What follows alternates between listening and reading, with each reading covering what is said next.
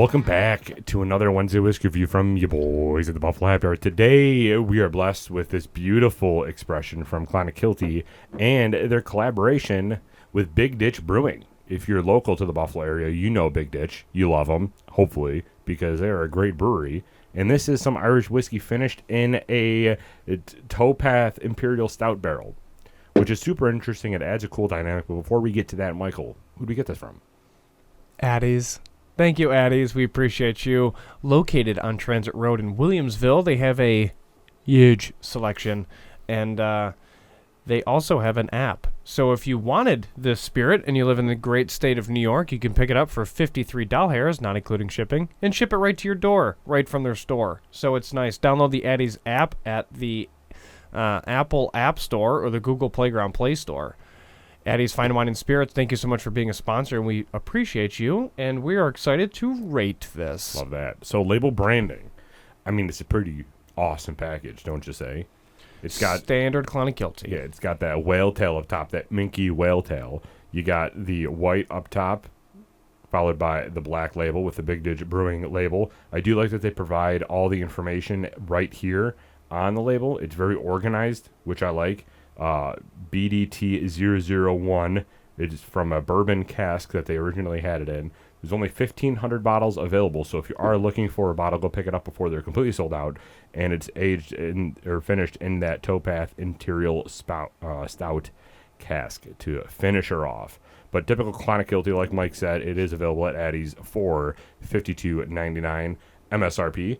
And yeah, we are here for it. So what do you give them for the label branding, bud? I'm gonna go B-check. I agree. I agree. Although, classic Clonakilty. Mm-hmm. Now for Real Cork. The poll. Poured out stud.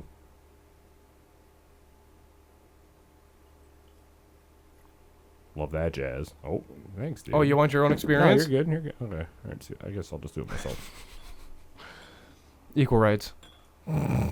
Put the work in, Derek. We're just finishing this? Yeah, because we'll have this for the episode too, right? Sure? Sure. Sure. There it is. Oh, yeah. I don't know if we were supposed to give this back.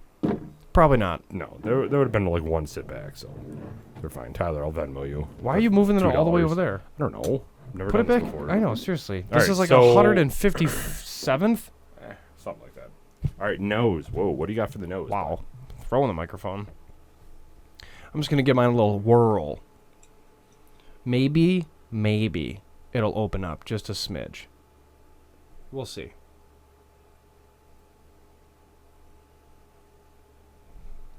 Chocolate and ethanol. Like chocolate powder. Yeah.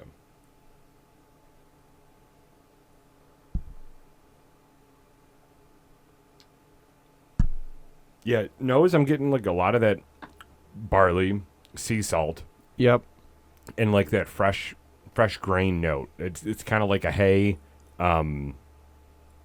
dead, like kind of dead grass type thing. Yeah, but the stout is in there. Yeah. And I'm picking, it literally smells like a little, like, powdered chocolate. I don't know how else to explain that. You do get every element that Derek just named, specifically because it's one of the best, it's one of the greatest Irish whiskeys in Clonakilty, and you're getting that freshness because they do everything by hand, which is what sets them apart. But I mean, it's really just fresh on the nose with an element of chocolate, and that's got to be the beer. And it's oily. I mean, it's not super intense regarding like viscosities, I would say, but it's inviting on the nose. Rating for me, I'm going to go B-check again. I'm getting kind of like this fruit perfumey note too, where it's not necessarily ethanol, but it's like this perfumed fruit, like it's a pear or a strawberry or something like that. Very light, very inviting on the nose. B-check? I'd go A. A? Yeah, I like the nose. All right. B-check plus. We compromising?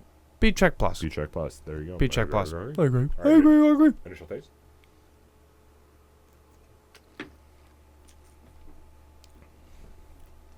Ooh. Initial taste for me is where that heavy Nesquik note comes out. like Nesquik powder right when you open up that package Yes. for the first time. That's where this is coming out for me.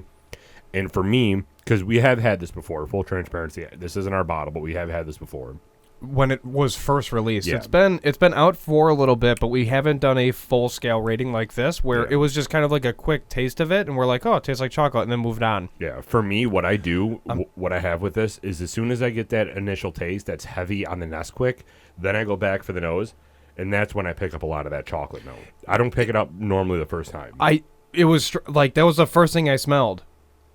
Like, and what was also surprising is if you watch this on YouTube, you can see how much was left in the bottle. It wasn't a lot, Yeah. and it was it was a plenty pour. However, it wasn't a full bottle, Yeah. so there was air inside the bottle. So I'm curious to know, like, how long was it open for, right? Like, not like it really matters a whole hell of a lot, just because it essentially just came out. Mm-hmm. So it's not like it was open for a long period of time, but it was that's why I was like pleasantly surprised. Like, wow, I'm picking up chocolate. I really didn't suspect that I would get chocolate on the initial nose like I did. Were you searching for it or no? No. So I got barley and then chocolate powder, and it lingered. And I was like, why? Where's the Irish whiskey side of this other than the barley? So I don't know. It was just a really pleasant surprise. Yeah. I've also been crushing chocolate recently, so it's probably still stuck in my nose. Pause. There you go. Okay, so initial taste, you're getting that Nesquik. That's followed up by like a very, very light fruit note for me, like a nice pear. Yeah, I can't place the fruit, but there's a fruit Yeah. skin. And it's very, like, it makes me coagulate a lot. It kind of really forms together in your mouth. It's, I don't even know if this is the right term, but like gluttonous. Sure. Like the Run with coagulation. it. Yeah, just run with it. Yeah, I don't know. There's just something there. It's like the coagulation is real. Yeah, it's very viscous in your mouth. But other than that, I mean, you're getting some sugars. What I like about this is you're not getting bombarded with the bourbon notes. So even though they started this aging in a bourbon barrel, those characteristics really aren't shining through a lot. Bourbon barrel. Yeah, bourbon barrel. Which Original cask bourbon. I think normally they do Maker's Mark or something like that. But it starts in a bourbon barrel. Oh, yeah. And then they finish it in the stout barrel. And what I like is that the bourbon notes aren't really shining through at all. It's definitely an Irish whiskey aged in a beer barrel. That's what it tastes like, which is something I really do enjoy with this. Maybe a little bit of honey, but I'm not getting oak. I'm not getting wood sugars. I'm not getting a ton of vanilla. It's just very, very, like, savory and chocolatey and pleasant. Initial taste, we went with B+ check. We didn't do initial taste yet. I thought we did. That was nose, right? I'm still B+ check. The ending note for me is legit sugar. Like a white cane sugar. Yeah, initial taste, I'd probably go A+. I like this initial taste a lot. Okay. You're sticking to B+, Jack? B+ check. All right, so A minus. A minus. All right. Ending note, you're just getting sugar? Yeah, it's a lot of leftover sugars, almost like when you mix your own chocolate milk with Nesquik. You finish the milk, and then your last, like, bottoms up swig is the remainder of the sugar that's settled in the bottom of the glass. That's what that tastes like. I'm not opposed to that by any means. Yeah. By no stretch of the imagination am I opposed to that. But that's what I'm getting. And it's the nice pleasantry of the sugars that's just kind of in there. You'd say white sugar, though? It's... So I'm kind of getting like a crystallized brown sugar. I'm not getting... Well, I don't know. It's a mixture of both for me. Like the pungentness of a white cane sugar with the pleasantry taste notes of a caramelized brown sugar, I suppose. Yeah. No, not caramelized. I would actually say more of like a salted. Like torched? Like a salted Okay. caramel. Salted torched At or the no? end. No, just salted caramel at the end. Just That's kinda salted what I'm caramel at getting the end. Hold on. For the ending note. Yeah. Because the end is where that bourbon cask is kind of showing a little bit with that caramel and honey note a little bit. I can see that. I have to search for that. Yeah. That is good. That's a good call. Thanks, dude. Ending note, I'm still in the same gonna boat. go A A. minus. I mean, it's kind of Yeah. like, yeah. A I mean, minus there's plus. A- plus. A- plus. I agree. I think this is a very good product. I think that Would you buy it? for the price point, yes, I would buy it. Thanks you for calling that out because normally we forget that. Full transparency, I'm not sure if other Irish whiskey brands can pull this off. Because Dude, correct. I think that Stout Barrel itself is very powerful, and it just so happens to mesh with Clonakilty's mash bill, which I believe is 60-40, right? Yeah. I'm pretty sure. Yeah. So 99% on that. 60-40 malted, unmalted barley. I'm not sure if other distilleries can pull this off because it is a very unique taste.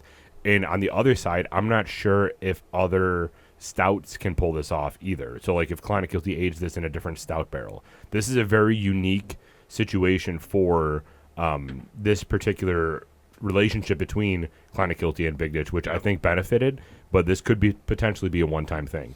I cannot see myself drinking glasses of this in one sitting. No, this is post-dinner. Yeah, this is post-dinner, like a 1 or 2 glasser where you're just sitting there and you're enjoying and you're picking out the flavors. Yep. This is not a smasher. This is, you sit that, you let it sit and you kind of ride it out.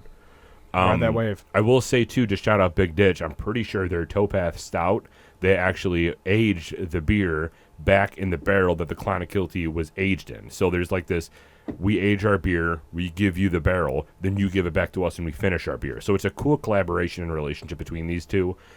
If you haven't heard of Clonakilty Irish Whiskey before, you have to go and try it. Not only do they make amazing products, but they also have an extremely extensive relationship with a ton of different areas and breweries. Yeah. They do a ton of collaboration. So you're never going to really find a same bottle of Clonakilty wherever you go because they have just oodles of brewery relationships and other relationships throughout the entire country. Yeah, I mean, every liquor store essentially has their own barrel pick with them. It's insane. Yeah, they're crushing it. their portfolio is immense. Yeah, you have to try this out. This is true Irish whiskey. This is right from Ireland. This is true Irish whiskey. What's the proof on this? 57 Yeah, ABV. this thing will put you down. It's 114 proof. We didn't talk about that. That's good to know, Derek. Good to know. 114 proof. So, if you do pick this up, make sure you swing over to Addie's, Transit Road, Williamsville, okay? If you are in the state of New York, they can ship this right to your door. However, if you do pick this up, thank you for supporting Clonakilty, Big Ditch, Addie's, watching this video and supporting us. Like, comment, subscribe, of course, because every week we're going to keep dropping new content. But, Derek, take us out. This is 114 proof, so please remember to always drink responsibly, good person. And Michael, Do not litter. we're out.